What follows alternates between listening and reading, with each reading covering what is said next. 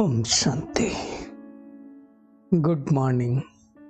साकार मुरली 30 दिसंबर 2022। बाबा का मीठा मीठा पत्र हम मीठे मीठे बच्चों के मीठे मंथन के लिए, मीठे चिंतन के लिए। मंथन शुरू करने से पहले प्यार के सागर शिव बाबा की प्यार भरी किरणों के नीचे अपने आप को महसूस करते हैं। अनुभव करें, मैं प्रेम स्वरूप आत्मा हूं, प्रेम के सागर की संतान हूं। आज मीठे बाबा ने कहा, मीठे बच्चे, दूर देश से बाप आए हैं। कहां से? परम धाम, जो सूर्य चांद सितारों सबके उस पार है ना, छठे तत्व के उस पार, मतलब उससे पार कोई चीज नहीं है। वहां से बाबा आया। किस लिए आया? धर्म और राज्य दोनों की स्थापना करने। धर्म मतलब जहां हर आत्मा के अंदर दैवी गुणों की धारणा होती है, और राज्य एक छत्र राज्य, आत्मा का स्वराज्य क्यों, कर्मेंद्रियों के ऊपर राज्य। तो ऐसा राज्य जहां सुख शांति समृद्धि सब कुछ हो, हेल्थ वेल्थ हैप्पीनेस सब कुछ हो, ऐसा स्थापन करने है। और जब देवता धर्म है, ऐसा धर्म है, तो राजाई भी देवताओं के, दूसरा धर्म नहीं होता है। तो बाबा आया है, क्या करने आया है? एक सत्य धर्म की स्थापना, आदि सनातन देवी देवता धर्म की स्थापना करना और राम राज्य की स्थापना करने आया है। आज का प्रश्न है, सतयुग में सब पुण्य आत्माएं हैं, कोई पाप आत्मा नहीं, उनकी निशानी क्या है? बाबा कहते हैं उसकी सबसे बड़ी निशानी, वहां कोई बीमारी आदि नहीं होती। कर्म भोग ही नहीं तो बीमारी कहां से आएगी? यहाँ बीमारियां सिद्ध करती हैं कि सब आत्माएं पापों की सजा कर्म भोग के रूप में भोग रहे हैं। इसका मतलब हमको ज्यादा बीमारी आती है ना, तो ज्यादा कर्म भोग है हमारा, जिससे ही पास्ट का हिसाब किताब कहा जाता है, वही पुराना हिसाब किताब हमारा चुकता होता है। कितनी बड़ी बात बाबा ने कही है। तो अब क्या करना है? कर्म भोग तो है, पाप तो कर लिए, अब बाबा की याद से उनको चुकता करना है। दूसरा प्रश्न है, बाप के किस इशारे को दूरदेशी बच्चे ही समझ सकते हैं, सारी दुनिया के लोग नहीं समझ सकते। बाबा इशारा करता है कि तुम बुद्धि योग की दौड़ी लगाओ। मतलब बुद्धि से तो बाबा को याद करते हैं, बुद्धि से तो चित्र बनाते। बाबा कहते हैं यहाँ बैठे बाप को याद करो। बैठे तो यहाँ शरीर तो यहीं रहेगा, बुद्धि वहां पर जाएगी ना, मन ऊपर जाएगा ना। तो बाबा कहते याद करो। प्यार से याद करेंगे तो तुम बाप के गले का हार बन जाएंगे, और अगर प्यार में आंसू आ जाएं तो माला का दाना बन जाए।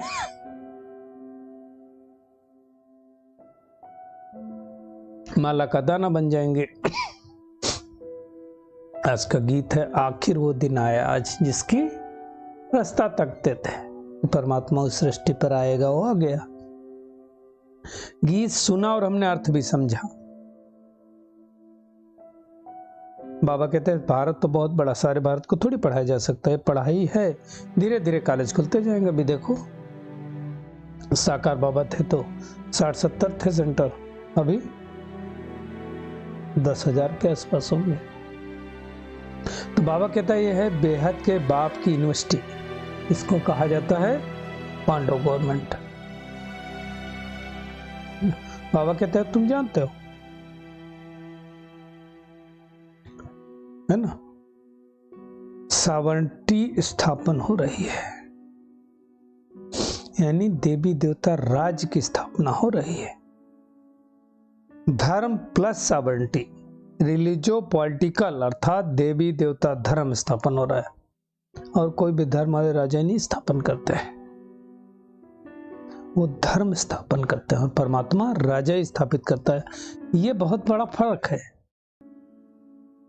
बाबा आदि सनातन देवी देवता धर्म और राजाई दोनों स्थापन करता है, इसलिए रिलीजियो पॉलिटिकल कहा जाता है। तो हमें क्या करना? बहुत दूरदेशी बुद्धि बनना है। बाबा भी दूर देश से हैं, हम भी दूर देश से हैं, है ना। एक ही फर्क है, हम जन्म मरण में आते हैं, बाबा जन्म मरण में नहीं आता है। इसलिए भारतवासी पुकारते हैं, आओ पतित पावन बाबा, आओ हमको पावन बनाओ। जब सतयुग था तो लक्ष्मी नारायण का राज्य था, नई दुनिया थी। अब पुरानी दुनिया हो गई, तो पुराने और नए घर में अंतर तो हो गई ना। बाबा कहते बुद्धि में नया मकान ही याद रहता है। आजकल बाबा तो कहते मकान कितने अच्छे अच्छे फैशनेबल बन गए हैं, है ना। स्वर्ग में तो हीरे जवाहरों के महल बनाएंगे, तो कंपेयर नहीं, वहां से यहाँ का क्या कंपेयर, है ना। उस समय तो दूसरे धर्म वाले होंगे नहीं, इसलिए वो समझते भी नहीं है। जैसे क्राइस्ट आया क्रिश्चियन धर्म स्थापन करने वाले, उस समय थोड़ी किसी को समझ में आता है, बाद में जब वृद्धि होती तब रख देते हैं क्रिश्चियन धर्म। इसी प्रकार से इस्लामी और अलग अलग सब धर्म होते जाते हैं, बढ़ते जाते हैं, है ना। बाबा कहते हैं अभी तुम पास्ट प्रेजेंट फ्यूचर तीनों को जानते हो। पहले हमारा धर्म था, संगम युग पर बाबा ने स्थापित किया था, फिर रावण का राज्य है, अभी फिर से बाबा हमारे धर्म की स्थापना कर रहा है। दुनिया में किसी को इस चक्र के बारे में थोड़ी मालूम, हमको ही पता सतयुग में इतने जन्म राज किया, त्रेता में इतने जन्म, द्वापर में इतने जन्म, कलयुग में इतने जन्म, है ना। ये सब बाबा ब्रह्मा तन से आकर के बतलाता है, और वही ब्रह्मा विष्णु बनता है। 84 जन्मों के बाद फिर से वही ब्राह्मण बनता है। तो बाबा कहते हैं चित्रों पर समझाना बहुत सहज है ना। अभी तपस्या कर रहे हैं, संगम युग पर फिर सतयुग में आएंगे। हाँ, लेकिन ध्यान रखना, अगर अभी भी पाप करते रहेंगे तो देवता कैसे बनेंगे।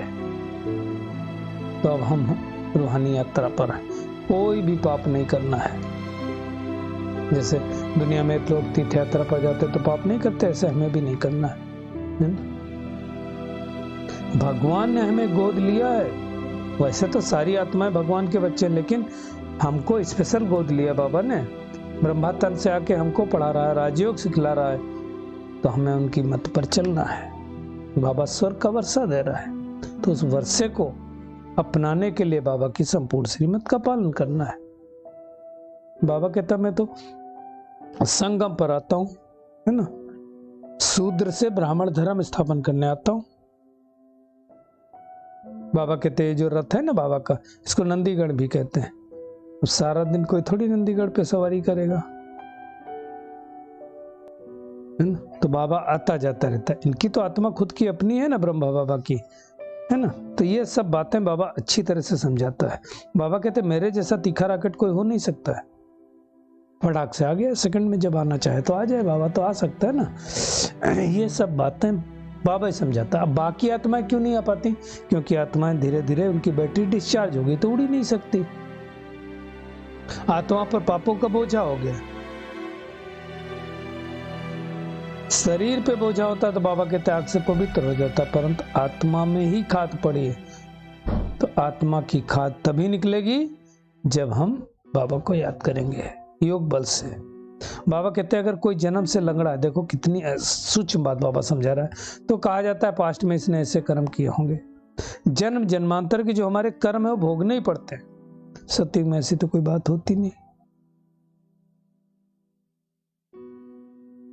तो हमें अब ऐसा कोई कर्म नहीं करना कि विकर्म भोगने पड़े। मोह नहीं रखना किसी में, है ना। पिछाड़ी में बाबा चला जाएगा तो हम क्या कहेंगे, ओहो बाबा चला गया जिसने इतना सुख दिया। तो कई लोगों को प्रेम के आंसू भी आएंगे, दुख के नहीं, उसको प्रेम के आंसू कहते हैं, और वो आंसू फिर माला का दाना बन जाते हैं। इसलिए बाबा के गले का हार बड़े प्यार से बनना है। बाबा का फरमान ही है, याद की यात्रा करते रहो, बस दौड़ी लगाते रहो। जितना जास्ती याद करेंगे, जितना जल्दी दौड़ी लगाकर जाएंगे, फिर स्वर्ग में वापिस आएंगे। तो मुख्य बात बाबा कहता है मुझे याद करो और दूरदर्शी बनो, बस। बाकी बातों से तुम्हारा क्या ताल्लुक, बाकी बातों से कोई लेना देना नहीं। बाबा कहते त्रिमूर्ति का चित्र कितना अच्छा है, ऐसा कायदे अनुसार त्रिमूर्ति शिव चित्र का कहीं है ही नहीं। ब्रह्मा को दाढ़ी दिखाते हैं, विष्णु और शंकर को नहीं दिखाते, क्यों? उनको देवता समझते हैं। ब्रह्मा कलयुगी मनुष्य इसलिए नहीं दिखाते, तो समझने की बात है। रावण की क्यों जलाते हो भी दुनिया को मालूम नहीं है। कब से आया कहते हैं अनादिकाल से जलाते आते, ऐसा तो है नहीं। मंदिर में महावीर महावीरनी सब दिखाते हो, कौन है नहीं मालूम, थोड़ी पता कि हम ही है। दिलवाड़ा मंदिर किसका यादगार है? बाबा कहते तुम बच्चों का यादगार है। नीचे तपस्या कर रहे हैं, ऊपर सतयुग दिखाया गया है। बाबा कहते जब राजधानी स्थापन करते हो तो कई बार गालियां खानी पड़ती है, उसको कलंगीधर कहा जाता है, कलंक लगते हैं। सबसे ज्यादा ग्लानि तो शिव बाबा की हम बच्चों ने, फिर प्रजापिता ब्रह्मा की श्री कृष्ण के रूप में की ना। तो बाबा कहते मैं गाली खाता हूं, तो थोड़ा हिस्सा तुम बच्चों को भी लेना पड़ेगा ना, नहीं तो ब्रह्मा बाबा का कितना अच्छा धंधा चलता था, गाली की तो कोई बात ही नहीं ना। तो अब क्या करना है? एक तो दूरादेशी बनना है, दूर देश से बाबा आया हुआ है, अपनी याद के द्वारा सभी विकर्मों को नष्ट करना है, कोई भी पाप कर्म नहीं करना है, महावीर बनना है, महावीर बनकर माया पर जीत पानी है। और अगर कोई कर्म भोग आए, कोई बीमारी आए, तो समझ लेना हमारे पुराने विकर्म हैं, इनको बाबा की याद से नष्ट करना है। बाबा का वरदान है सर्व शक्तियों का अनुभव करते हुए समय पर सिद्धि प्राप्त करने वाले निश्चित विजयी भव। बाबा कहते हैं सर्व शक्तियों से संपन्न निश्चय बुद्धि बच्चों की निश्चय विजय निश्चित है। किसकी? जो सर्व शक्तियों से संपन्न है। बाबा कहते हैं जैसे किसी के पास धन की, बुद्धि की व संबंध संपर्क की शक्ति होती है, तो उसे निश्चय रहता है कि ये क्या बड़ी बात है ना। और बाबा कहते हैं आपके पास तो सब शक्ति है, सबसे बड़ा धन अविनाशी धन है जो सदा साथ है। तो बाबा कहते हैं धन की भी शक्ति है, बुद्धि और पोजीशन की भी शक्ति है, दोनों है ना। इन्हें क्या करो? सिर्फ यूज करो, खुद के प्रति कार्य में लगाओ और दूसरे के प्रति भी कार्य में लगाओ, तो विधि से सिद्धि प्राप्त होगी। स्लोगन है व्यर्थ देखने व सुनने का बोझ समाप्त करना ही डबल लाइट बनना है। चलिए परमात्मा किरणों के नीचे बैठ जाते हैं और अनुभव करते हैं सर्व शक्तियों से संपन्न मैं बहुत पावरफुल आत्मा हूं। बुद्धि की यात्रा द्वारा दूरादेशी बनकर एक बाबा की याद के द्वारा अपने विकर्मों को नष्ट करने वाली आत्मा हूं।